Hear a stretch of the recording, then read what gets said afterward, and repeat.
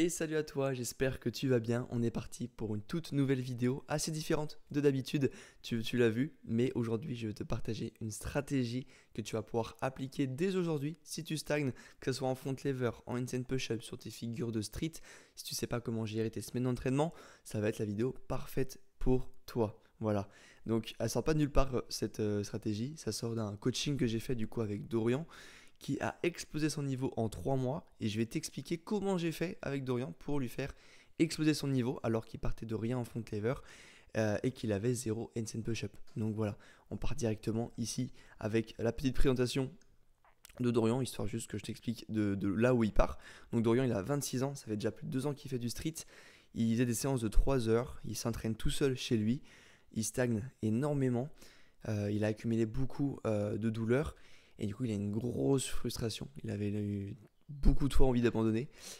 Et il me disait cette phrase qui m'avait marqué, qu'il n'avait pas l'impression de faire du street workout. En fait, Dorian était vraiment dans cette phase de... Il avait commencé depuis 2 ans, donc il a commencé à débloquer ses premières figures. Donc des choses assez classiques, que tout le monde peut débloquer assez facilement, même si tu t'entraînes mal. Mais il arrivait à un plateau, en fait, il avait un mur devant lui. Et il était en mode, bon, en fait, je fais pas réellement du street, ça fait 2 ans que j'en fais, mais je suis pas capable de faire du front, je suis pas capable d'avoir un beau handstand, je suis pas capable de faire des handstand push-up quand je le veux ou je le veux. Donc c'est ce qui le frustrait un petit peu. Et c'est ça, quand il m'avait appelé, il m'avait dit, bah écoute Lucas, voilà, j'aimerais enfin faire du vrai street, enfin rentrer dans le monde du street et passer de cette case de débutant à cette case de intermédiaire, de quelqu'un qui sait déjà faire pas mal de figures. Et je pense que c'est un peu le cas de beaucoup de gens. Donc si jamais tu te reconnais comme Dorian et que tu as entre 20 et 30 ans et qu'aujourd'hui tu stagnes, voilà, tu te sens encore trop débutant dans le street et que tu aimerais passer au niveau supérieur, enfin débloquer tes vraies figures et faire du vrai street workout comme le dirait Dorian, tu peux cliquer sur le premier lien qui est dans la description. C'est un bilan offert avec moi, c'est un appel où on reste 20-30 minutes, on parle de tes objectifs, on parle de ce que tu as réellement envie et je te donnerai un plan d'action pour y arriver. Donc voilà, c'est vraiment quelque chose de gratuit, d'offert. Tu peux y aller. Premier lien qui est dans la description, et ça ferait un plaisir de t'aider. En tout cas, du coup, Dorian, il a décidé de passer à l'action avec moi, de rejoindre mon accompagnement. Donc je te fais rapidement qu'est-ce que c'est mon accompagnement. JLM Calisthenics, JLM pour Journey to Learn More in Calisthenics, ou Jules Lemier, c'est mon nom de famille, mais je trouvais ça stylé en anglais. Le voyage pour apprendre plus en calisthénie. Donc 3 mois d'accompagnement, donc tu vois, ça se passe en 4 étapes, c'est très rapide, hein.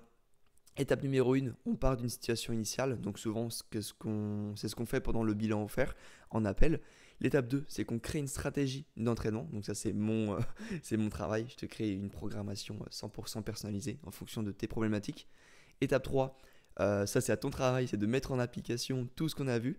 Et étape 4, on ajuste les programmations semaine après semaine, jour après jour, et on observe les premiers résultats dans les premières semaines. Et ça, c'est la simple montée de l'accompagnement. Il y a plein de choses avec ça, mais c'est très vulgairement comment je l'explique. Voilà. Donc, les résultats, ils sont flagrants. Je vais pas te mentir que même moi, j'étais un peu surpris. Il est passé de 0 à 5 handstand push-up quand j'ai mis la vidéo, où il réussit ses handstand push-up. Pareil pour le front lever, de 0 à 4 secondes de front lever, que ce soit au niveau du hold, des front raise qu'il a réussi à débloquer, et également des front pull-up qu'il a amélioré alors qu'il partait de 0 en front pull-up. C'est un truc de malade, truc de fou, j'étais trop content de cet accompagnement. Même lui était vraiment choqué. Donc des gros résultats que je vous explique aujourd'hui. Voilà, je vais vraiment te donner la stratégie complète de ce qu'on a fait avec Dorian pour arriver à ces résultats de fifou. Et on part tout de suite sur ta situation peut-être actuelle, comme je te l'ai dit. Si tu as entre 20 et 30 ans et qu'actuellement ça fait plusieurs mois que tu pratiques le street, tu fais des séances aléatoires, tu stagnes sur tes handstand push-up, tu stagnes en front, tu as des douleurs récurrentes, que ce soit au dos, aux épaules, au cou, tu sais pas pourquoi tu as des douleurs, mais tu en as. Et du coup, tu as une grosse frustration et envie d'abandonner de temps en temps. Tu te dis putain, fait chier, je m'entraîne beaucoup, je m'entraîne dur, mais les résultats sont pas là. Et bah reste sur cette vidéo. Tu vas avoir énormément de valeur. Tu vas pouvoir juste copier-coller la stratégie que j'ai mis à Dorian pour exploser ton niveau dans les prochaines semaines. On commence tout de suite avec la base, la fondation du coaching que j'ai fait avec Dorian, qui est la périodisation hybride. Donc c'est tout simplement le fait de travailler toutes les filières énergétiques en même temps. Donc qu'est-ce que les filières énergétiques? C'est simplement l'effort que tu vas mettre pendant ta séance. Il y a 3 types d'efforts. Il y a un effort très intense qu'on va appeler effort nerveuse par exemple, qui va être très courte. Donc quand tu fais un hold de moins de 5 secondes ou quand tu fais entre 0, 3 à 5 répétitions, c'est vraiment quelque chose de nerveux qui va demander un travail très nerveux et pas forcément beaucoup de ressources, c'est-à-dire une ressource nerveuse. Voilà. Il y a une filière énergétique qui est juste au-dessus, on va appeler la force musculaire. Donc quand tu vas par exemple être entre du 5 et 10 reps, du 5-12 reps par exemple, ou entre 5 et 20 secondes de hold, c'est assez arbitraire, il n'y a pas de ligne précise, de barrière précise entre les filières, mais dis-toi que c'est juste l'étape d'après la force nerveuse. Et la troisième filière énergétique, c'est la filière d'endurance. Donc tu peux par exemple parler d'un marathon, d'un 10 km, ou juste faire plus de 12 répétitions, de tenir plus de 20 secondes ta figure. Donc l'objectif de cette périodisation hybride, c'est de travailler ces 3 filières énergétiques en même temps. Ou du moins, on va se focaliser plutôt sur les 2 premières qui vont être les plus importantes en street. Et la troisième, qui est l'endurance, elle va être plus spécifique. Par exemple, si tu vas faire des compétitions ou tu as envie de faire des combos de plus de 45 secondes, là, on va vraiment rentrer dans de l'endurance. Mais dans le cadre d'Orient, tu vas voir qu'on va plus vraiment se concentrer sur les 2 premières. Donc améliorer sa force brute et améliorer sa force endurance, donc sa force musculaire. Donc j'ai divisé ces 3 mois d'accompagnement du coup en 12 semaines, les 5 premières semaines, un deload et les 6 dernières semaines. Je t'explique comment j'ai fait pour les 5 premières semaines. Donc comme je te l'ai dit, on a travaillé du coup ces 3 qualités, même si l'endurance musculaire à la fin, on l'a mis un peu de côté, tu vas voir qu'on l'a pas trop fait. Donc je lui ai mis 5 séances par semaine, pas plus, tu vas voir pourquoi, et même sur les 5, il n'y en a vraiment que 4 qui sont vraiment utiles. Dans chaque séance, je lui ai travaillé du push-pull à chaque fois. 4 exercices par séance, 2 exercices de push, 2 exercices de pull. Et du coup, tu as vu qu'il y avait une séance dans sa semaine qui était plus spécifique au handstand et au GTG. GTG qui veut dire grise de groove. Je t'explique juste après pourquoi je lui ai fait faire ça. J'adore cette méthode de push-pull dans chaque séance. Pourquoi? 2 exercices de pull, 2 exercices de push. Ça veut dire que tu peux, pendant 2 exercices de pull, vraiment te donner à 100%. L'erreur que beaucoup font souvent quand on débute et qu'on veut progresser un peu plus, c'est d'augmenter son volume d'entraînement, donc d'augmenter l'intensité des séances. Donc c'est par exemple, ok, je fais une séance de tirage, donc une séance de front, et je vais faire 4 exercices de front lever. Je vais commencer avec des négatives, je vais faire du hold, je vais faire des raises, je vais faire des pull-ups. Ok, super, ces exercices sont parfaits, hein, c'est des très bons exercices. Sauf que tu vas te cramer énormément pour rien. Tu fais des négatives, ok super, sauf que le deuxième exercice, juste après les négatives, il va être 2 fois moins efficace que si tu l'avais placé en exercice numéro 1. Alors que dans ces stratégies-là de push-pull, et en fait ton premier exercice de pull, ok super, tu fais des négatives en front, ton deuxième exercice c'est du push, donc tu as le temps de récupérer sur le pattern musculaire du tirage, donc du front. Tu fais par exemple, je sais pas, des handstand push-up au mur. Juste après, tu reviens avec un exercice de front, donc tu auras le temps de récupérer par rapport à ce que tu as fait à l'exercice numéro 1. Tu refais par exemple des front hold avec élastique et tu enchaînes directement avec un exercice de push un peu plus facile, nerveusement, qui va être, je sais pas, des lignes planche push-up par exemple. Et là, tu as une très bonne séance parce que sur chaque exercice, sur les 4 exercices que tu as fait, tu as réussi à être efficace. Alors que si tu as fait 4 exercices de pull, bah, tu aurais été efficace sur le premier, sur le deuxième. Le troisième, wow, il commence à être dur. Donc tu choisis un exercice pas trop dur. Puis le quatrième, en fait, il est quasiment inutile et ton corps, il va pas du tout s'habituer dessus et ça va servir à rien. Voilà comment je vois le truc et voilà comment en fait j'ai vu avec Dorian, parce que cette méthode, je l'ai vue pour lui. Hein. Je l'applique pas forcément à tous mes coachings, même pour moi, mais je l'ai vu quand on s'est appelé que c'était une méthode qui pourrait énormément fonctionner pour lui par rapport à ce qu'il faisait avant. Si je voyais avant qu'il faisait des séances de 3 heures que sur du tirage, ok, on coupe le truc, on réduit énormément et là on lui fait des séances plus courtes mais plus efficaces.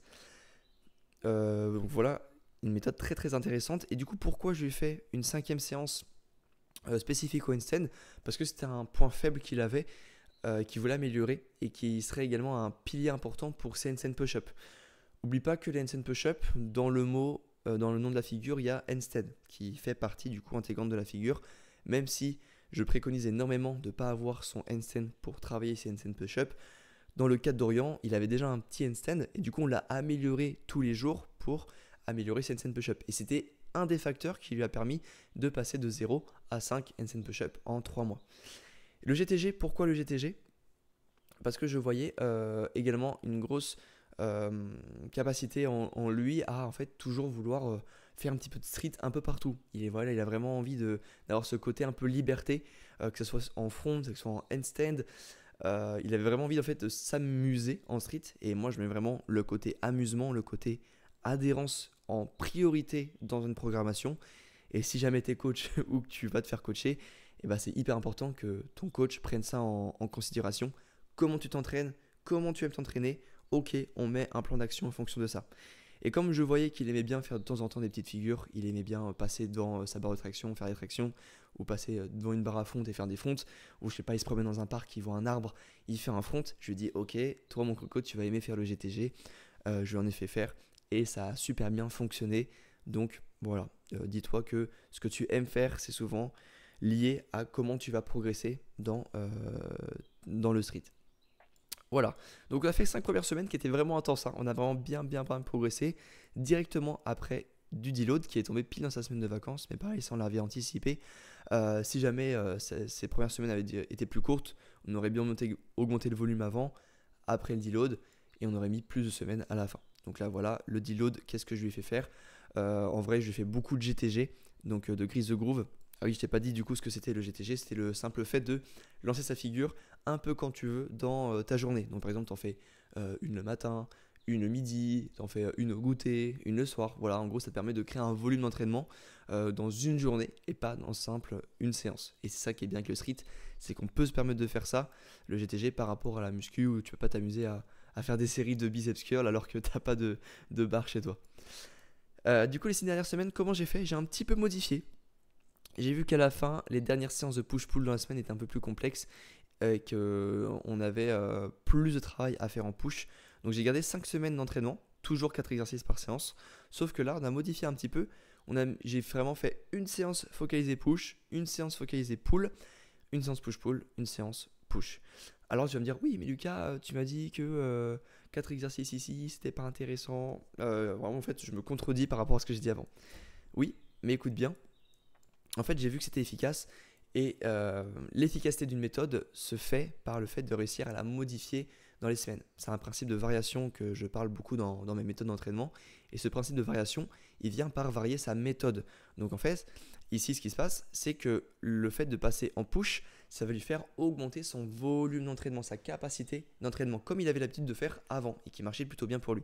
Ici, en fait, on a réduit sa capacité d'entraînement à seulement 2 exercices. Donc là, ok, je dis ok, on va augmenter ça, 4 exercices, mais on va vraiment garder cette logique que les 2 derniers vont être moins efficaces que les 2 premiers exercices. Donc, les 2 premiers exercices push de la séance push étaient les plus intéressants et sur lesquels il devait vraiment se focaliser. Les 2 exercices de la fin étaient vraiment des exercices secondaires qui n'avaient pas réellement pour but d'améliorer sa force ni sa force musculaire, mais d'améliorer à la fois sa technique, d'améliorer un défaut. On cherchait ce côté-là, tu vois. Par exemple, s'il avait du mal, je sais pas, à gérer son équilibre en milieu d'amplitude sur une scène push-up, et bah, on jouait sur ça en 3e exercice où on allait chercher l'équilibre sur le milieu d'amplitude. Alors que les 2 premiers exercices, c'était là pour améliorer sa force et sa force musculaire. Du coup, une séance push, une séance pull, une séance push-pull et une séance push. Donc là, tu vois qu'on met plus d'intensité sur le push qui était du coup son plus gros défaut. Et le pull, je vais t'expliquer juste après pourquoi on n'a mis que 2 séances plus un peu de GTG comme on l'a vu là. Une séance technique plus du GTG, Grease the Groove. Voilà.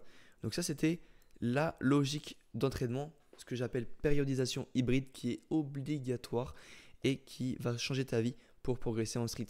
Ne fais pas l'erreur de faire une période que de force, une période que de force musculaire, ce que j'appelle entre le 5 et 12 reps, et une période full endurance spécifique aux compétitions. Non, prends vraiment le temps de gérer tes semaines d'entraînement pour avoir cette périodisation hybride et de tout travailler en même temps, de ne pas faire des blocs, mais vraiment d'avoir toutes ces qualités musculaires en même temps. Et c'est faisable, c'est très très faisable, très accessible, et ça marche énormément. Directement, on passe à la stratégie que je lui ai fait faire pour le front ever. Donc la stratégie, elle sort pas de nulle part. Peut-être que tu l'as déjà vu dans mon contenu gratuit. J'ai sorti une formation dessus qui s'appelle le secret du front lever, ma méthode raise and pull. Donc j'ai exactement utilisé cette méthode-là que je t'explique gratuitement et je vais t'expliquer comment j'ai fait pour lui appliquer. Donc en fait, on avait une problématique avec Dorian, c'est qu'il avait des douleurs au dos pendant les holds. Il avait un bon hold en advanced tuck, mais des grosses douleurs au dos. Donc là, je devais, moi en tant que coach, analyser tout ça et me dire, ok, théorie, stratégie. Il avait une douleur type périostite. Ça veut dire que dès qu'il faisait le front lever, dès qu'il relâchait, bam, douleur intercostale. C'était horrible, un petit peu comme une périostite au bras. Dès que tu serres fort le bras et que ça relâche, c'est là que la douleur est lancée. Il avait un peu la même chose au dos. Et je me suis dit, ok, bah la logique, c'est qu'on va devoir amener du renfort en dynamique. Ça tombe bien, dans la méthode raise and pull, on amène du renfort en dynamique. C'était la stratégie. Et du coup, on va devoir amener du statique progressif. Ça veut dire qu'on ne va pas du coup repartir sur des holds intenses et travailler sa force brute. On va y aller vraiment étape par étape très progressivement. Donc, ce renfort dynamique, comment on a fait? On a commencé à travailler avec des front raise bas et pas des raise haut. Ça, tu vas voir pourquoi. Donc, des barres sur traction, des barres sur une barre de traction et monter en fonte. Ça veut dire que tu commences bras tendu et hop, tu montes en fonte, tu redescends, tu montes en fonte, tu redescends. Ça, c'est ce que j'appelle le front raise bas. Le front raise haut, c'est tu commences en fonte, tu montes, tu reviens en fonte. Tu montes, tu reviens en fonte. Là, ce qui est un peu plus accessible sur barre basse. Pourquoi raise bas? Parce qu'on l'a vu juste avant, il avait une douleur au dos. Donc, on devait être le moins souvent dans la position du front. Quand tu pars en raise bas, tu renforces tes dorsaux en bas du mouvement. En fait, quand tu as les bras tendus ici. Donc, pas très spécifique au front. Et tu vas, mine de rien, pas rester très longtemps dans la position. Donc, c'est très efficace quand, pour lui, il a des douleurs. Alors que si je l'avais fait commencer directement en fonte, puis monter, puis revenir en fonte, il aurait été trop longtemps dans la position du front et ça lui aurait fait en fait plus de douleur, ça aurait aggravé sa douleur et ça aurait été pas stratégique. Et juste après, traction lestée qui sont très sous-cotées pour le front. Souvent on dit oui, mais il faut être très spécifique en front, sauf que dans ma méthode raise and pull, j'explique en quoi renforcer sur plein de patterns tes dorsaux vont être hyper efficaces. Et par exemple, en quoi des mecs qui font du street lifting ou des tractions lestées depuis très longtemps arrivent à débloquer leur front lever sans le travailler parce que leurs dorsaux sont juste très très forts. Et peu importe s'ils sont forts grâce à des tractions ou à des front raise, ils vont être forts sur du front. Parce que le front, c'est pas très technique. Ça va demander beaucoup de travail sur le dorsaux. Des Australian pull-up, du coup, là qu'on a été un peu plus spécifique dans l'angle articulaire du front pour sa douleur et des rétractions scapulaires également pour continuer à travailler sa technique. Donc ça, c'est tous les exercices dynamiques que je lui ai fait faire, que du coup j'ai mis avec la périodisation hybride. Donc j'ai mis dans différentes logiques dans sa semaine. Si jamais tu veux voir la stratégie gratuitement, tu peux cliquer dans la description, ma méthode Raise and Pull. Juste après, comment on a fait pour amener du renfort progressif en statique? Rien de compliqué, ça c'est le truc classique de tu commences en tuck, en advanced tuck, tu déplies les jambes petit à petit. Sauf qu'on a un exercice que je fais pas avec tout le monde, que j'ai fait avec lui, qui était le lean front lever. Juste simplement du front avec les pieds au sol. Donc en fait, ça va être l'objectif va être d'améliorer la compréhension de la contraction en front lever. Ça veut dire que tu as les pieds au sol, tu es comme ça, et en fait tu vas chercher vraiment à contracter ton dos, à créer de l'intensité. Donc là en fait tout va se passer dans le nerveux, c'est vraiment l'intensité de faire la figure qui va jouer sur son efficacité. Donc en gros, si tu es juste dans la position et que tu fais rien, bah ça sert à rien.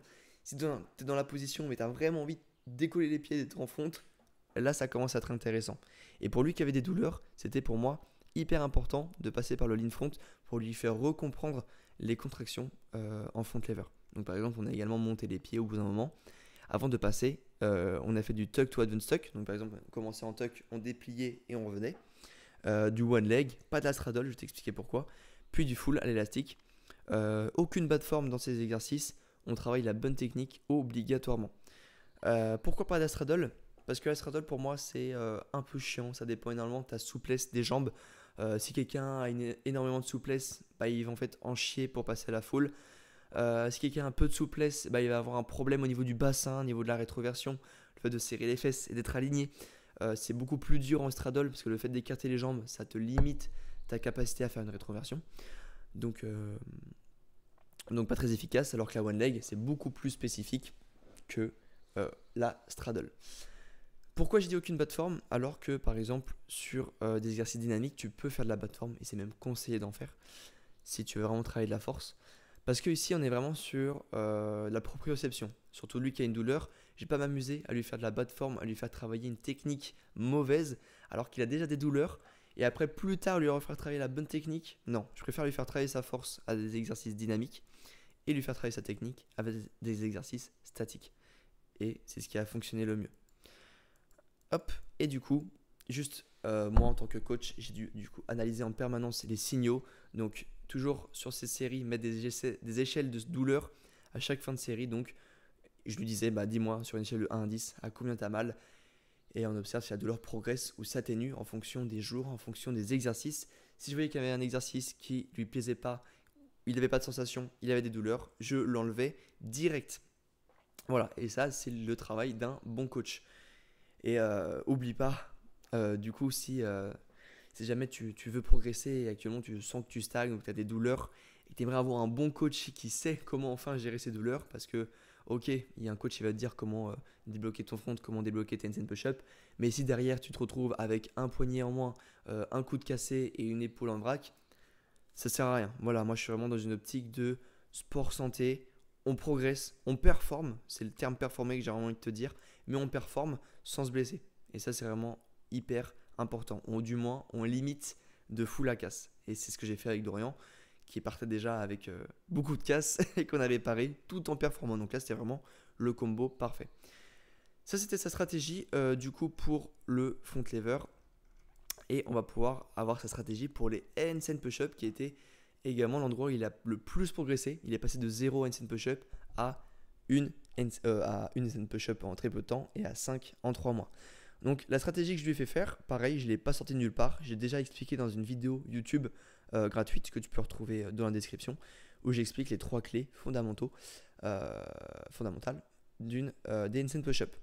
Donc Dorian il partait d'un bon handstand mais manque de technique et de force. Avec l'appel qu'on a fait ensemble, c'est ça qui était fou, c'est que directement après l'appel, il a débloqué sa première handstand push-up. Vraiment le jour d'après, il m'envoie une vidéo en mode bah Lucas, tiens, j'ai débloqué, trop content, merci. Donc voilà, c'est pour ça que je te dis qu'un bilan offert avec moi, ça peut énormément t'aider à te faire un petit déblocage mental. C'était vraiment ça que je lui ai fait faire. Je lui ai fait comprendre qu'il pouvait l'avoir. Il m'expliquait sa situation. Je lui ai dit, mais tu l'as en fait. C'est juste qu'il n'a jamais réussi à se dire qu'il avait. Donc oui, il avait assez de force. Vas-y, essaie. Je lui donne du coup toutes les améliorations, que ce soit la trajectoire. Je lui fais comprendre la bas de forme pour bien utiliser, parce que le handstand push-up, ça sert à rien d'être en perfect forme au début, surtout quand on a un petit manque de force. Donc ça va être important de comprendre la trajectoire et le bas de forme pour débloquer ses premières reps et faire des blocages mentaux pour débloquer plus de reps derrière. Et du coup, derrière, on a augmenté sa force et son endurance dans les prochaines semaines. Donc le plus important qu'on a fait avec Dorian, c'était le volume avec le mur. Et il m'en a voulu, il m'a dit oh, encore. J'ai fait beaucoup de reps sur le mur parce que je lui ai dit ok, tu as débloqué une handstand push-up classique, mais ça sert à rien. Tu veux pas en faire qu'une, ça sert à quoi d'en faire une et d'être mort, de pouvoir plus rien faire. Il faut vraiment que tu comprennes que ça sert à rien de continuer à s'obstiner à faire du spécifique, qui est la handstand push-up classique, alors qu'on peut se simplifier la vie avec le mur. Et c'est ce qu'on a fait. C'est un meilleur moyen de progresser une fois qu'on a débloqué sa première handstand push-up. Souvent en format EMOM pour de belles reps, mais également si tu fais 4 séries proches de l'échec, c'est très utile. Et moi je le fais encore aujourd'hui, hein. Tu vois hier, j'ai fait 3 séries à l'échec d'handstand push-up. Je sais que ça va me faire exploser mon niveau au lieu de m'amuser à en faire que 3 à 4 au sol et de tomber parce que je suis en manque de technique, parce que je suis fatigué, parce que j'y arrive pas. Non, on travaille sa force au mur, on travaille sa technique sans le mur. Et du coup, au mur, tu peux travailler une amplitude classique. Donc une amplitude spécifique où tu vas chercher au sol, même si tu es fatigué, à réduire et aller chercher moins bas. Dans ma stratégie de la vidéo des 3 clés, je parle des 3 amplitudes qui sont obligatoires. Tu vas devoir travailler l'amplitude haute. Ça veut dire quand tu vas descendre qu'à la moitié de ton mouvement. L'amplitude classique, quand tu descends jusqu'en bas où tu touches le front au sol. Et l'amplitude deep, où tu vas plus en bas que le sol. Donc avec des parallèles, avec des trucs qui surélèvent tes mains. Et lui, c'est vraiment un point qu'il n'avait jamais travaillé. Donc je lui ai dit, mon coco, on va faire des handstand push-up en deep, ça va exploser ton niveau. C'est ce qu'on a fait. On a commencé du coup avec des pike push-up en dip, donc avec des parallettes hautes qu'il avait. J'ai même surélevé ses pieds pour être encore plus spécifique.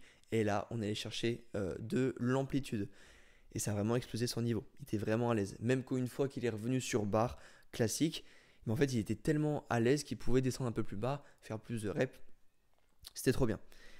Des tentatives à amplitude réduite pour améliorer son équilibre parce qu'il avait un manque d'équilibre au milieu du mouvement. Il arrivait à descendre, il arrivait à contrôler en haut, mais au milieu c'était un petit peu flou, il ne savait pas comment gérer. Donc on a travaillé cette amplitude avec de l'excentrique, avec du statique et ça a super bien fonctionné. Donc là c'est quelque chose à faire sans le mur. C'est vraiment de la technique pure et dure, un travail d'équilibre. Et on a fait un petit travail secondaire en planche, donc avec des lignes planche push-up, des tuck planches, des presses bras tendus, des négatifs presses par exemple. Et ça, ce travail de secondaire en planche, je l'explique également, la fameuse loi de Pareto, le 80-20, où 80% de ton travail va être sur des handstand push-up, donc par exemple avec ce travail de haute amplitude, avec ce volume au mur, et les 20% restantes vont être dans un travail secondaire en planche, donc avec des bras tendus principalement, qui vont avoir, mine de rien, une retransmission de force énorme sur tes handstand push-up, et ça je te l'explique juste ici. C'est très simple à comprendre. Nous, en handstand push-up, on fait de la poussée verticale. Le corps est à la verticale, on descend, on monte. Dis-toi qu'il y a une retransmission de force énorme autour de cette poussée verticale avec de la presse. Donc presse, tout ce qui va être bras tendu, le fait de ramener ici, hop, les bras et de monter au-dessus de la tête. Donc de la tuck planche par exemple, tuck planche presse. Ou de la poussée horizontale, donc tout ce qui va être pompe, développé couché, ligne planche push-up. Tout ça va avoir une retransmission énorme sur la poussée verticale, surtout quand tu peux jouer sur ce qu'on a vu ici, la périodisation hybride pour travailler ici. Par exemple, on travaille la filière énergétique de force sur des handstand push-up au mur, et bah pourquoi pas travailler la filière de force musculaire, donc entre du 5 et 12 reps, avec tac, des exercices de planche, donc avec l'exercice bras tendus. Voilà. Donc voilà, toute ma stratégie que j'ai fait à Dorian qui lui a permis, comme tu l'as vu ici, d'exploser ton niveau, de passer vraiment à des belles répétitions de 0 à 5 handstand push-up, 4 secondes de front raise, tout ça, sans douleur également. C'est vraiment le point que j'ai envie de dire parce que les douleurs ça arrive très vite, hein, c'est très facile d'avoir un coach qui vous balance une liste de fou d'exercices en mode allez bon courage, ça va bien se passer. Mais au final, tu te retrouves à avoir de douleur au bout de 2 semaines et à pas savoir pourquoi. Donc voilà, c'était vraiment ma philosophie d'entraînement. Très content de ce qu'on a fait avec Dorian. Et je te le répète, si jamais tu as entre 20 et 30 ans, qu'actuellement tu stagnes sur tes figures de street et que tu as envie enfin d'arrêter d'être débutant, mais enfin faire du vrai street workout et de passer à la 15 intermédiaire, et bah, tu peux cliquer sur le premier lien qui est dans la description. On fait un appel ensemble, je te donne plein de valeurs et tu pourras repartir de l'appel avec une stratégie à mettre en place directement dans tes entraînements. En tout cas, c'était Lucas. J'espère sincèrement que cette vidéo t'a plu. Si jamais tu as des questions ou tu aimerais me faire remarquer des choses, n'hésite pas à me le dire en commentaire. Et on se retrouve bientôt pour de nouvelles vidéos. Ciao, ciao.